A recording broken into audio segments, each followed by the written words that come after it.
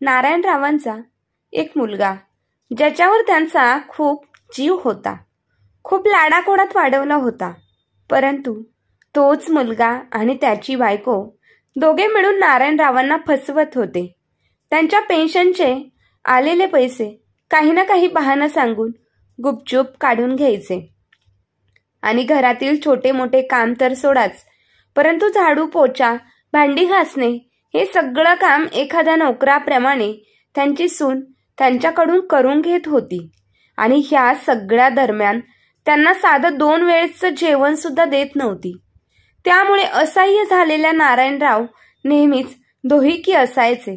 परंतु एक दिवस त्यांच्या मित्राने त्यांना अशी काही आयडिया सांगितली, त्यामुळे त्यांचा संपूर्ण पुढील आयुष्य तर बदलून गेलंच आणि मुलगा आणि सून देखील रस्त्यावर आले. परंतु नंतर नारायणराव यांनी नक्की केलं तरी काय हे आपण कथेमध्ये पाहूया. सुनबाई, आता तरी काहीतरी खायला दे. सकाळपासून तू मला नाश्ता देखील दिला नाहीस.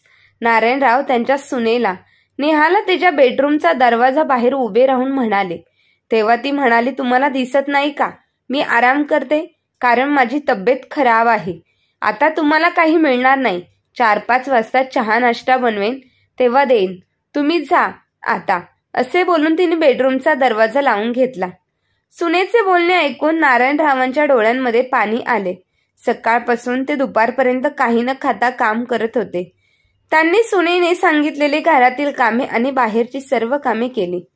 ते मनात म्हणाले, मी तर सुनबाईने सांगितल्याप्रमाणे झाडांना पाणी घातले, तसेच बाजारात जाऊन भाजी देखील घेऊन आलो, वीज बिल भरले, पण त्याआधी आपल्या म्हाताऱ्या सासऱ्याला नाश्ता द्यावा असे तिला का वाटले नाही. ती म्हणाली होती सर्व काम संपवा, तेव्हाच दुपारी भरपेट गरमागरम जेवण मिळेल. पण आता दुपार होऊन गेली तरी तिने काहीच खायला दिले नाही. ते भुकेने व्याकुळ झाले होते. नाइलाजाने ते बाहेर गेले आणि अंगणातल्या ओट्यावर जाऊन बसले. गावाकडचे राहते घर विकून त्यांनी इथे शहरात एक छान असे घर विकत घेतले होते. पण जेव्हापासून ते त्यांचे गाव सोडून शहरात मुलाकडे आले होते, त्यांना कधीच या घरात आपलेपणा मिळाला नाही. किती आनंदाने ते गाव सोडून शहरात आले होते. त्यांना वाटले की आता मुलगा आणि सुनेबरोबर आनंदाने राहून त्यांचा मुलगा उच्च शिक्षित झाला, त्यामुळे माझ्या मुलाने माझ्या कष्टाची चीज केले असे ते त्यांना सर्व मित्रांना सांगायचे. आणि हे सांगताना त्यांची छाती गर्वाने फुगायची. पण त्यांना आज हे दिवस पाहावे लागतील याचा त्यांनी कधी विचारही केला नव्हता. भुकेमुळे त्यांचा जीव जायची वेळ आली होती, पण ते करणार तरी काय होते. त्यांच्याकडे बाहेरचे काही आणून खाण्यासाठी पैसेही नव्हते. तेवढ्यात त्यांना घरासमोरून जाणारी पूनम दिसली, जी त्यांच्या शेजारी राहत होती. तिला पाहून ते पटकन उठले आणि तिच्याकडे गेले. तेव्हा नारायणरावांना पाहून ती म्हणाली, काका, तुम्ही एवढ्या उन्हामध्ये इथे गेटजवळ का उभे आहात? नारायणराव काहीच बोलले नाही. तेव्हा त्यांच्या डोळ्यात आलेले पाणी पाहून तिला समजले.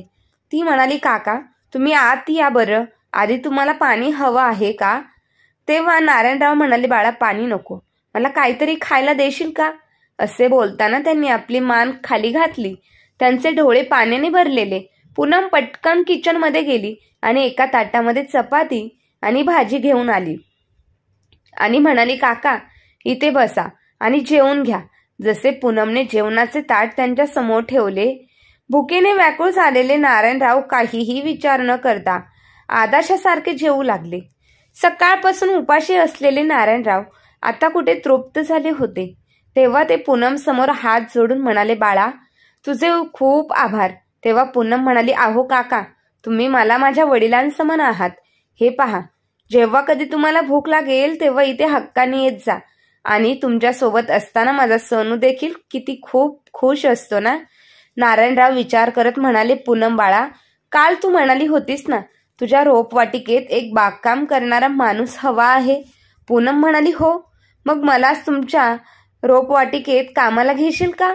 मी करेन तिथे काम. पूनम म्हणाली, अहो काका, तुम्हाला कामाची काय गरज आहे?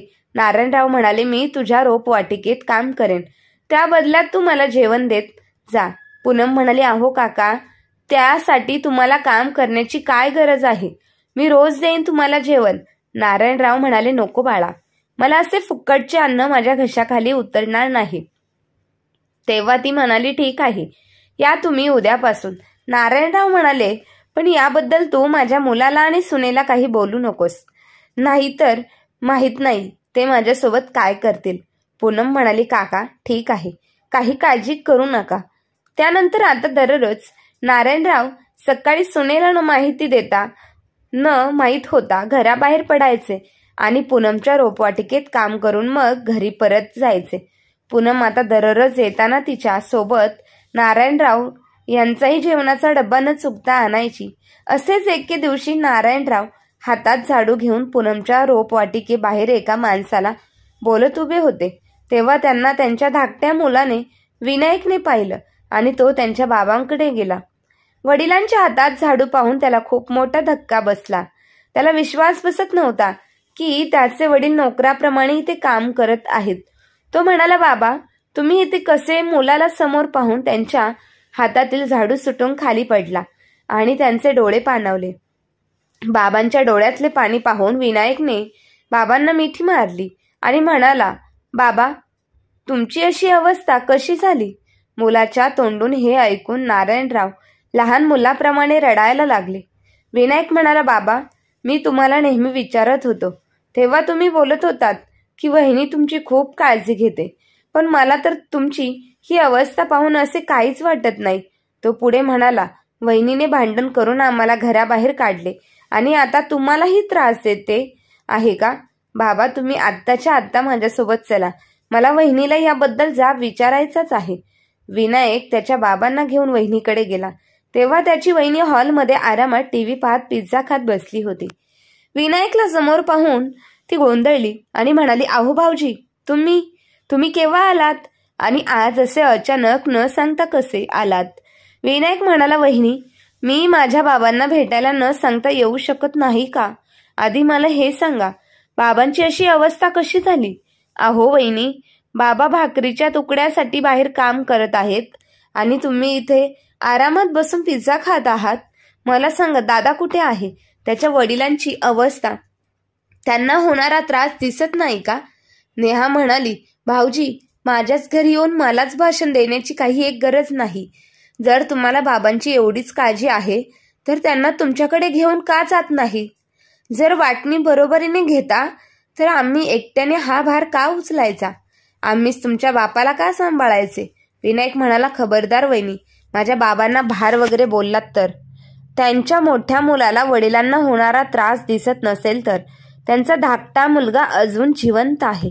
नेहा म्हणाली, अरे वा, तुम्हाला बायको सांभाळायची अक्कल नाही आणि तुम्ही वडिलांना सांभाळणार. आल्या पावली परत जा. तेव्हा नारायणराव म्हणाले, वेणू बाळा, तुझा इथून मला आणखी वाद नको आहे. मी उद्या किंवा परवा तुझ्याकडे येईन. विनायक बाबांकडे पाहून निघून गेला आणि नारायणराव त्यांच्या खोलीत गेले. पण त्यांना ना मोठ्या मुलावर भार होऊन जगायचे होते ना धाकट्या मुलावर. त्यांना मागचे दिवस आठवू लागले की एकदा त्यांची मोठी सून सोहमला म्हणाली होती की आता दिवाळी जवळ आली आहे तेव्हा माझ्यासाठी एक सुंदर सोन्याचा हार बनवा आणि मला काही पैसेही द्या. मला माझ्या माहेरच्या माणसांसाठी काही भेटवस्तू घ्यायच्या आहेत. तेव्हा सोहम म्हणाला, तुझे डोके तर ठिकाण्यावर आहे ना? तुला सोन्याचा हार घेऊन तुझ्या माहेरच्या माणसांना दिवाळीला भेटवस्तू देण्यासाठी एवढे पैसे कुठून आणू सांग? मला सांग, तुझ्या माहेरवरून कोणती भेटवस्तू येते का? नाही ना. तूच त्यांना नेहमी काही ना काही देण्याचे बोलत असतेस. तुला बोलायला काय पैसे पडतात का? माझ्याकडे तर तेवढे पैसे नाहीत आणि ना मला कोणती लॉटरी लागली आहे. तेव्हा नेहा म्हणाली, अरे मीच तर विसरले की अहो आपल्या घरामध्ये चालती फिरती लॉटरी आहे की आणि तुम्ही एकाचे नेहमी पैसे नाहीत म्हणून रडत असता. तेव्हा सोहम म्हणाला, तुला काय बोलायचे आहे ते स्पष्ट बोल.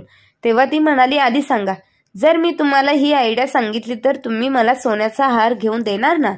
सोहम म्हणाला, तुझी आयडिया आवडली तर हो, घेऊन देईन. आता सांग. तेव्हा नेहा म्हणाली, तुमचे बाबा तर आपल्याच सोबत राहतात, तर मग आपण असे करूयात, त्यांच्याकडे जाऊन आपली परिस्थिती सांगूया. झालेच तर थोडेसे रडण्याचे नाटक करू. मग बघा तुम्ही, ते आपली अवस्था पाहून आपल्याला नक्की मदत करतील. लगेच तुम्हाला कपाटातील चेकवर सही करून देतील.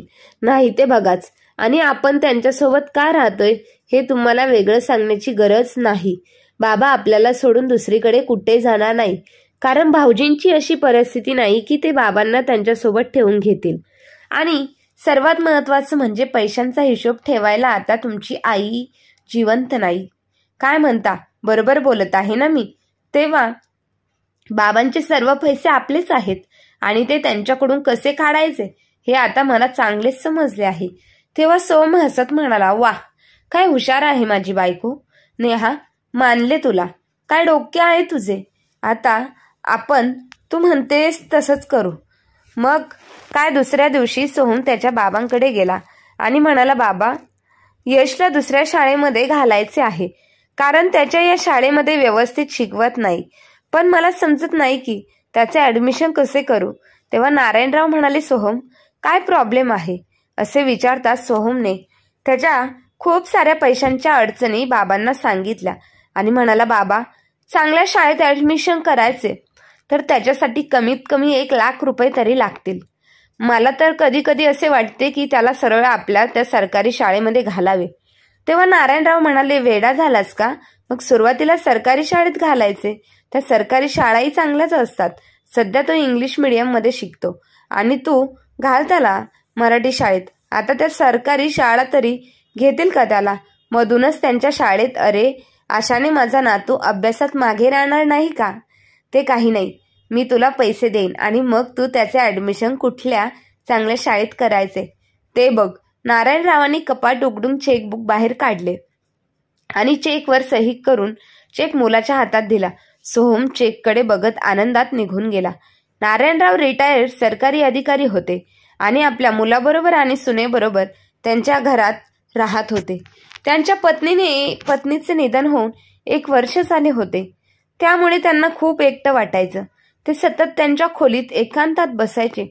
कधी रामायण वाचायचे, कधी टीव्ही पाहायचे, तर कधी देवाचा जप करायचे. नारायणरावांना साधनार्थी 3,000 रुपये पेन्शन मिळत होती. त्यातून ते 10,000 रुपये दर महिना घर खर्चासाठी आपल्या मुलाला द्यायचे आणि उरलेले 10,000 रुपये धाकट्या मुलाला द्यायचे, कारण तो एका खाजगी कंपनीत काम करत होता आणि त्याला 2 मुली होत्या. मुली लहान असतानाच विनायकची बायको एका पुरुषासोबत घर सोडून निघून गेली होती. त्यामुळे तो बिचारा एकटा नोकरी करून त्याच्या 2 मुलींना सांभाळायचा. रिटायर झाल्यावर मिळालेल्या पैशातून त्यांनी आपल्या धाकट्या मुलालाही एक छोटंसं घर घेऊन दिलं होतं. विनायकची बायको निघून गेल्यावर नारायणराव त्याला म्हणाले, तुझ्या मुली लहान आहेत, तू इकडे सोहमकडे काही दिवस राहायला ये. तेव्हा नेहा नारायणरावांना म्हणाली की तुमची धाकटी सून पळून गेली म्हणून मी का बरं तिच्या मुलींचा सांभाळ करू. तुमचा मुलगा आणि त्याच्या त्या मुली, त्यांचं ते बघून घेतील. बाबा, उगाचच माझ्या डोक्याला त्रास देऊ नका, नाहीतर मीही माझ्या माहेरी निघून जाईल. मग बसा तुमची 2 मुलं आणि नातवंड सांभाळत. मग काय, विनायकनी आई होऊन मुलींना सांभाळले आणि आजही सांभाळत होता. विनायक आपल्या वडिलांना नेहमी त्याच्यासोबत त्याच्या घरी राहायला चला म्हणून हट्ट करायचा. पण बाबांना विनायकला त्रास द्यायचा नव्हता आणि नाही त्यांना त्याचा खर्च वाढवायचा होता. इकडे सोमला चांगली नोकरी असूनही तो घरात 1 रुपया देखील खर्च करत नव्हता. नारायणरावांना मिळणाऱ्या पेन्शनच्या पैशातून ते सर्व घर खर्च करायचे. एके दिवशी नारायणराव नेहाला म्हणाले, सुनबाई, माझ्यासाठी रोज 4 बदाम भिजत घालत जा. असे म्हणतात की या वयात बदाम खाल्लेले चांगले असते. तेव्हा नेहा हसत म्हणाली, अहो बाबा, आम्ही काय, पण आमचा मुलगाही बदाम खात नाही आणि तुम्ही खाणार का बदाम?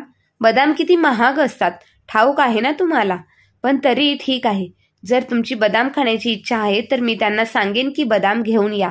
तसे तर त्यांचा खिसा नेहमी रिकामा असतो. मला किंवा माझ्या मुलाला जरी काही खावेसे वाटले तरी त्यांनी आणले नसते, पण तुमच्यासाठी ते काही करून बदाम नक्की घेऊन येतील. दुसऱ्या दिवशी सकाळी सोम ऑफिसला जाताना म्हणाला, बाबा, तुम्हाला बदाम हवे आहेत का? मी ऑनलाईन मागवतो. पार्सल आले तर मग तुम्ही त्याचे पैसे द्या. माझ्याकडे पैसे नाहीत आणि जर इथून आणायचे असतील तर मग आता लगेच पैसे द्या, संध्याकाळी येताना घेऊन येतो. सोमचे बोलणे ऐकून नारायणराव खूप दुःखी झाले.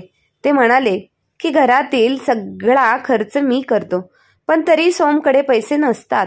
मग काय, त्यांनी गुपचूप त्यांच्या हातामध्ये 500च्या 2 नोटा दिल्या.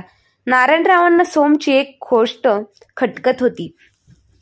ती म्हणजे तो स्वतःच्या वरवरच्या खर्चासाठी सुद्धा त्यांच्याकडेच हात पसरवायचा आणि जेव्हा ते त्याला आपल्या गरजेचे काही सामान आणण्यासाठी सांगायचे तेव्हा सुद्धा तो त्यांच्याकडे पैसे मागायचा.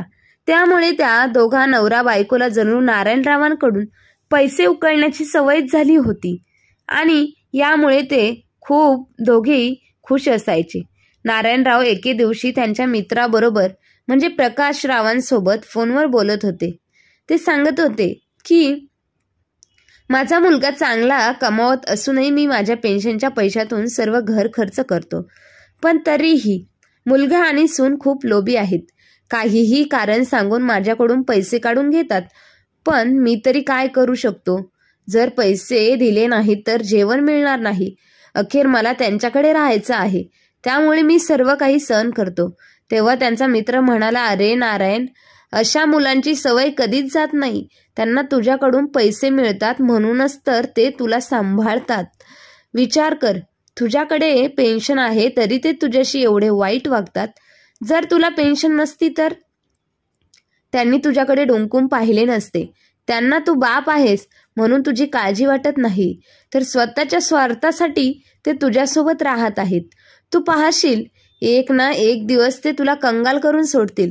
त्यामुळे आत्ता ह्या वयात सुखाने राहावे असे वाटत असेल ना, तर आता स्वतःसाठी काहीतरी निर्णय घे. नारायणराव फक्त आपल्या मित्राचे बोलणे ऐकून शांतपणे ऐकत होते. नंतर बोलू असे सांगून नारायणरावांनी फोन ठेवला. एके दिवशी नारायणरावांचा चष्मा तुटला म्हणून ते सोहमला म्हणाले, सोहम, माझा चष्मा बनवून आणतोस का? चष्म्याशिवाय मला काहीच व्यवस्थित दिसत नाही. तेव्हा सोहम म्हणाला, बाबा, आज तर मला काही वेळ नाही. तेव्हा नेहाने सोहमला आवाज देऊन बेडरूममध्ये बोलवले. ती म्हणाली, अरे तुझ्या लक्षात नाही का, आज आपल्याला आयफोन घेण्यासाठी जायचं आहे. बाबा म्हणत आहेत तर तो बाबांचा चष्मा घे. बनवायच्या नावाखाली आपल्याला बाबांकडून 2-4 पैसे जास्त घेता येतील आणि तेच पैसे आपल्याला कुठेतरी वापरता येतील. बायको असे बोलताच तो त्याच्या वडिलांकडे गेला आणि म्हणाला, बाबा, मला वेळ मिळो किंवा न मिळो, तुम्हाला चष्म्याशिवाय दिसत नाही म्हणत आहात तर मी तुमच्यासाठी नक्कीच वेळ काढेन आणि तुमचा चष्मा आधी बनवायला टाकेन. असे म्हणत तो बाबांचा चष्मा घेऊन गेला. मुलाचे वागणे पाहून ते दम झाले की आता तर तो वेळ नाही म्हणून नकार देत होता आणि त्याच्या बायकोने सांगितले की लगेच हो म्हणाला. संध्याकाळी जेव्हा सोमने चष्मा बनवून आणला तेव्हा चष्म्यासोबत त्याने 1000 रुपयांचे बिल सुद्धा बाबांना दिले आणि म्हणाला, बाबा, माझ्याकडे पैसे नव्हते त्यामुळे मी हे बिल माझ्या मित्राच्या पैशातून दिले आहे. त्याला पैसे द्यावे लागतील.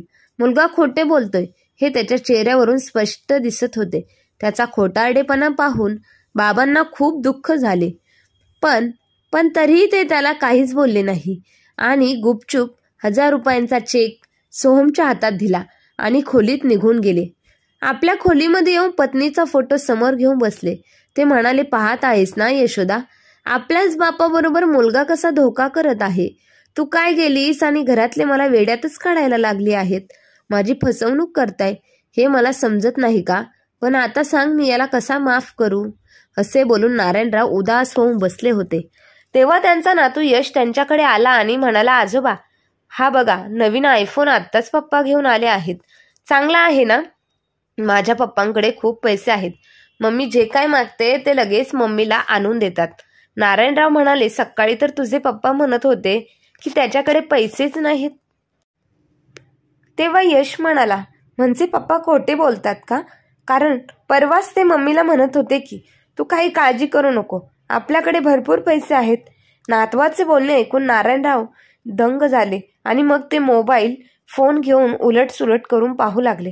अचानक त्यांची नजर त्या मोबाईलच्या बॉक्सवर असलेल्या किमतीवर पडली आणि त्यांचे डोळे फिरले. मोबाईलची किंमत 1,00,000 रुपये होती. त्या बॉक्स खाली चष्म्याच्या बिलाची पावती सुद्धा होती. नारायणरावांनी त्या पावतीवर असलेली किंमत पाहिली तर त्यावर 3,000 रुपये लिहिले होते. हे पाहून त्यांना खूप वाईट वाटले. स्वतःच्या घरामध्ये त्यांचा स्वतःचा मुलगा त्यांना लुटत होता. 3,000 रुपयाच्या चष्म्याला सोमने 10,000 रुपये सांगितले म्हणजे बाकीचे पैसे त्याने मारले. नारायणराव खूप धोईकी झाले. काही वेळाने त्यांनी आपल्या मित्राला प्रकाशला फोन लावला आणि घडलेली सर्व हकीकत सांगितली. तेव्हा प्रकाशराव म्हणाले, नारायण, तुझा मुलगा त्याच्या स्वतःच्या खर्चासाठी सुद्धा तुझा वापर करत आहे. आणि अरे, एवढ्या महागातला फोन घेण्याची काय गरज होती? हे बघ नारायण, त्याने त्याच्या मुलाची शाळा वगैरे काही बदललेली नाही. तू दिलेला चेकमधून त्याने हा मोबाईल घेतला आहे. नारायणराव म्हणाले, एवढी मोठी फसवणूक? ते पुढे म्हणाले, मला समजत नाही, मी एवढे पैसे देतो तरी सुद्धा हा मुलगा मला का फसवत आहे? अरे, जर मी मरून देखील गेलो तरी सुद्धा माझा पैसा ह्याच लोकांना मिळणार आहे का? मी हे पैसे घेऊन वर जाणार आहे. रिटायर होऊनही माझ्याच पेन्शनवर घर चालते. मग सोहम त्याचे पैसे काय करतो? तो जो काही कमवतो त्यातून तर तो स्वतःचा खर्चही करत नाही. घर खर्चाला मी माझ्या पेन्शनचे पैसे देतो, तरी सुद्धा हा माझी फसवणूक का करत आहे? प्रकाशराव म्हणाले, नारायण, आजकाल जर मुलगा चांगला नसेल तर प्रत्येक म्हाताऱ्या आई वडिलांवर अशीच वेळ येते. फक्त आई वडिलांना मिळणाऱ्या पेन्शनचे पैसे पाहून ते त्यांच्या जवळ राहतात आणि वृद्ध आई वडील थकल्या कारणामुळे त्यांना कोणतीच कामे होत नाही. मग आपण काय विचार करतो? जर आपण मुलांना पेन्शनचे पैसे दिले नाहीत तर मग जेवणाचे हाल झालेच समजा. म्हणून नाईलाजाने मुलांच्या इच्छेप्रमाणे स्वतःचे मन मारून राहावे लागते. काही दिवसांनी नारायणरावांच्या डोळ्यांचा त्रास वाढत चालला होता. त्यांना दिवसा सुद्धा स्पष्ट दिसत नव्हते. तेव्हा एक दिवशी ते त्यांच्या मुलाला म्हणाले, सोहम, मला तुझ्याशी काहीतरी बोलायचे आहे. तेव्हा सोहम म्हणाला, नाही बाबा, माझ्याकडे अजिबात वेळ नाही. मी जेव्हा ऑफिसवरून परत येईल तेव्हा आपण बोलू. नारायणराव विचार करायला लागले. जेव्हा याला पैसे हवे असतात तेव्हा त्याला बरोबर वेळ मिळतो आणि आज ह्याला माझे बोलणे ऐकून घेण्यासाठी सुद्धा वेळ नाही. तेव्हा ते त्यांच्या सुनेला म्हणाले, नेहा बेटा, आज तू मला डॉक्टरांकडे घेऊन जाशील? मला काही व्यवस्थित दिसत नाही. असे वाटते की आता डोळ्यांचे ऑपरेशन करावे लागते की काय? तेव्हा नेहा म्हणाली, अरे बापरे, डोळ्यांचे ऑपरेशन? यासाठी तर खूप खर्च येईल. जर सर्व पैसे तुमच्यावरच खर्च झाले तर मग घर खर्च कसा चालवायचा? आणि बाबा, तुम्हाला तर असे कुठे ऑफिसमध्ये जायचे आहे का की तुम्ही तर घरीच असता? तुम्ही कोणते कामही करत नाही, मग तुमच्यासाठी एवढा खर्च कशासाठी करायचा? एवढे बोलून नेहा तेथून निघून गेली. जेव्हा सोहमला ही गोष्ट समजली तेव्हा तो म्हणाला, बाबा, तुम्ही हे मला आधी का नाही सांगितले की तुम्हाला व्यवस्थित दिसत नाही म्हणून? चला, मी तुम्हाला डोळ्यांच्या डॉक्टरांकडे घेऊन जातो. ते दोघेही डॉक्टरांकडे जातात तेव्हा नारायणरावांना डॉक्टरांनी डोळ्यांचे ऑपरेशन करावे लागेल असे सांगितले. दोघेही घरी आले तेव्हा मुलाने हे सांगून वडिलांकडून सर्व कागदपत्रांवर सही घेतली की डोळ्यांचे ऑपरेशन झाल्यावर तुम्हाला सारखे सारखे सह्या करायला जमणार नाही, त्यामुळे आधीच तुम्ही चेकवर सह्या करून ठेवा. 2 दिवसानंतर नारायणरावांच्या डोळ्यांचे ऑपरेशन होते. ऑपरेशनच्या दिवशी सकाळी नारायणराव तयार होत होते तेव्हा त्यांचा मुलगा आला आणि म्हणाला, बाबा, आत्ताच मला डॉक्टरांचा फोन आला होता की त्यांच्या पत्नीचा मृत्यू झाला आहे, त्यामुळे ते 15 दिवस तरी हॉस्पिटलमध्ये येणार नाहीत. मग आता 15 दिवस तरी तुम्हाला थांबावे लागेल. पण आता नारायणरावांची तब्येत दिवसेंदिवस खराब होत चालली होती. का कोणास ठाऊक, पण ना त्यांना खायला दिले जायचे ना कोणी त्यांना औषध विचारायचे. तेव्हा नारायणरावांनी रोपवाटिकेत काम करून आपले पोट भरायचे. पण आज जेव्हा धाकट्या मुलांनी त्यांना अशा अवस्थेत पाहिले तेव्हा त्यांच्या डोळ्यांतून अश्रू वाहू लागले. तो त्याच्या बहिणीला जाब विचारायला आला होता, पण तिने त्याचा अपमान करून त्याला परतवले. नारायणराव पार्कमध्ये गेले आणि त्यांनी पुन्हा आपल्या मित्राला फोन लावला आणि घडलेली हकीकत सांगितली. तेव्हा प्रकाशराव म्हणाले, नारायण, तू वेळीच सावध हो. असे होऊ नये. पण समजा उद्या तुला कोणता आजार झाला तर मग तेव्हा तू काय करशील? तुला वाटतं का तुझा मुलगा तुझ्या दवाखान्याचा औषधांचा खर्च करेल? त्यामुळे आज घरात सरळ सांगून टाक, तुमचा संसार आहे, तुम्ही तुमचं बघा. नारायणराव आपल्या मित्राला म्हणाले, तू एवढा स्पष्ट वक्ता कसा झाला आहेस? तेव्हा प्रकाशराव उसासा टाकत म्हणाले, मित्रा, कारण मी हे सर्व भोगले आहे. फरक फक्त एवढा की तू माझ्यासमोर तुझे मन मोकळे केले आणि मी नाही.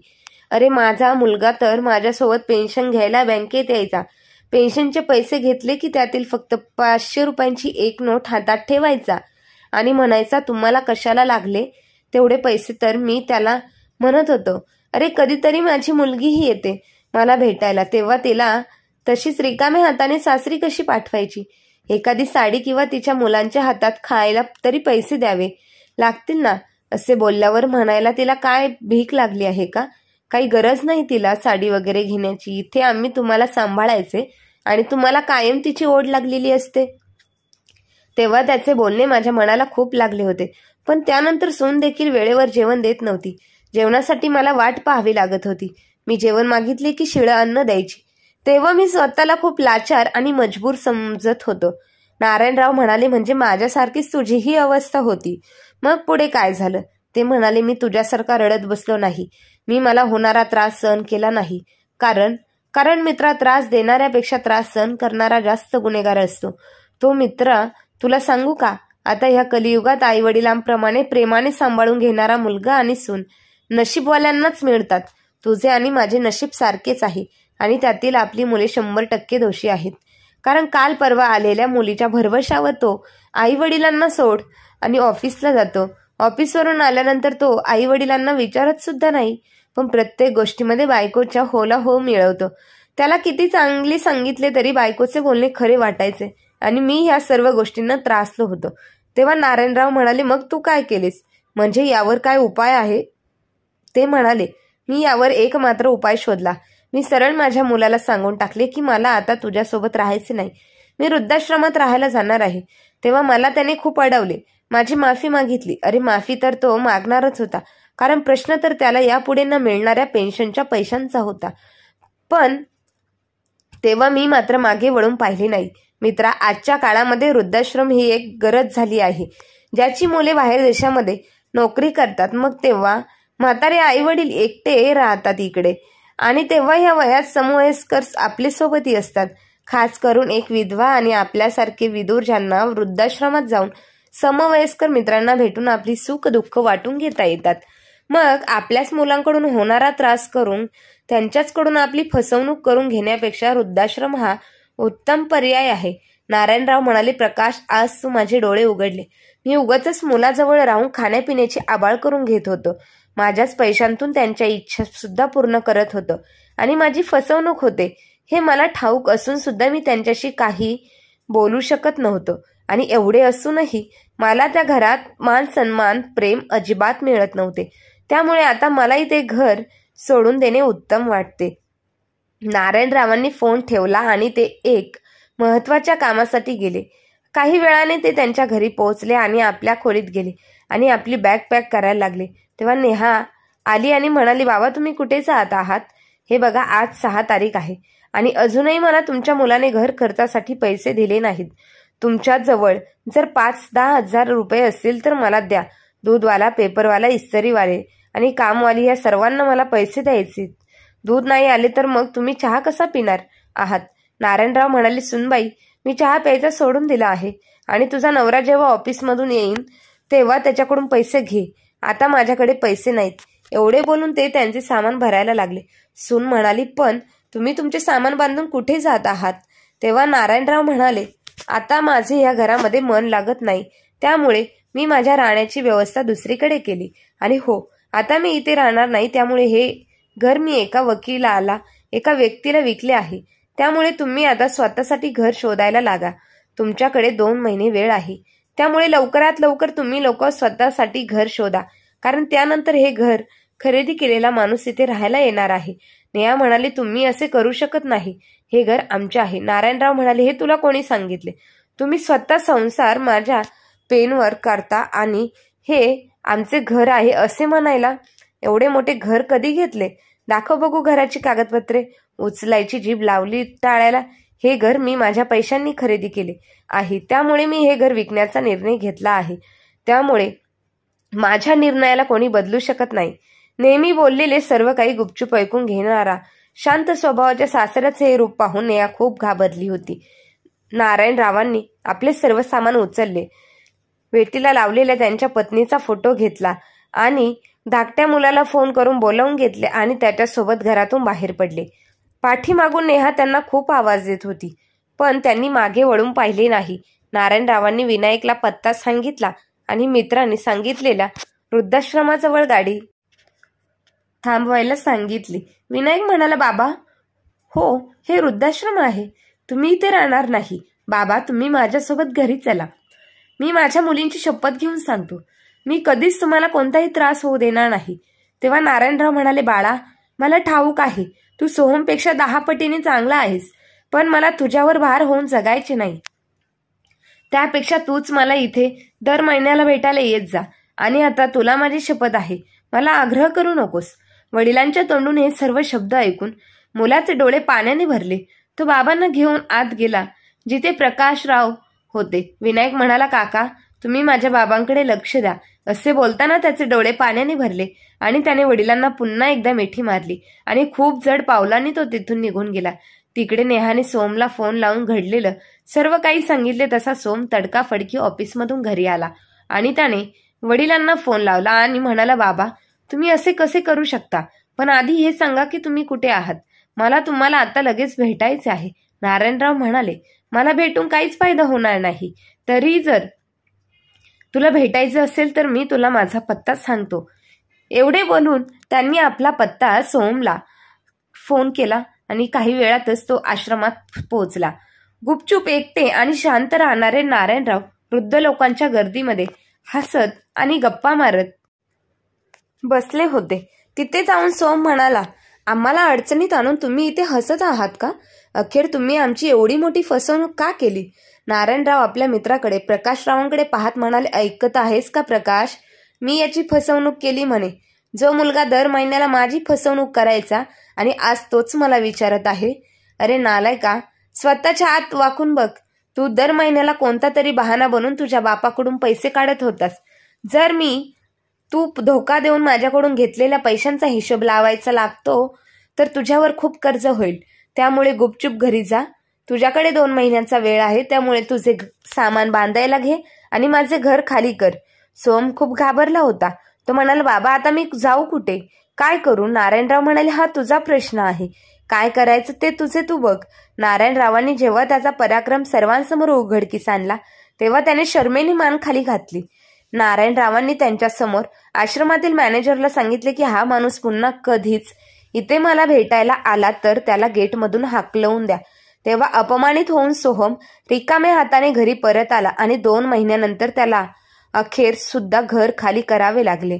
वडिलांची केलेली फसवणूक त्याला चांगलीच बोलवली. नारायणराव यांनी घर विकले. पैसे विनायकच्या मुलींच्या नावावर बँकेत ठेवले. आता सोमचा मुलगा आणि पत्नीसह 2 खोल्यांच्या छोट्याशा घरात राहतो. इकडे विनायक न चुकता आपल्या मुलींसह त्याच्या बाबांना भेटायला आश्रमात जायचा. अखेर काही महिन्यांनी विनायकच्या मुली आजोबांना वृद्धाश्रमातून आपल्या घरी आणले. नारायणराव घरी पोहोचले तेव्हा त्यांच्या दोन्ही नातींनी त्यांचे खूप जोरदार स्वागत केले. हे सर्व पाहून नारायणरावांच्या डोळ्यात आनंद अश्रू आले आणि काही दिवसांनी त्यांच्या डोळ्यांचे ऑपरेशन केले गेले. तेव्हा नारायणरावांना पहिल्याप्रमाणे स्वच्छ दिसायला लागले. ऑपरेशन झाल्यावर पुन्हा एकदा त्यांचा मोठा मुलगा आणि सून एक वेळ माफी मागण्यासाठी आले. तेव्हाही त्यांनी त्या दोघांना माफ केले नाही. आता नारायणराव त्यांच्या 2 नातींबरोबर आणि आपल्या मुलासोबत खूप खुश आहेत. तर मित्रांनो, तुम्हाला ही गोष्ट कशी वाटली कमेंट करून नक्की सांगा. आणि गोष्ट आवडली असेल तर चॅनलला लाईक, शेअर, सबस्क्राईब नक्की करा. धन्यवाद.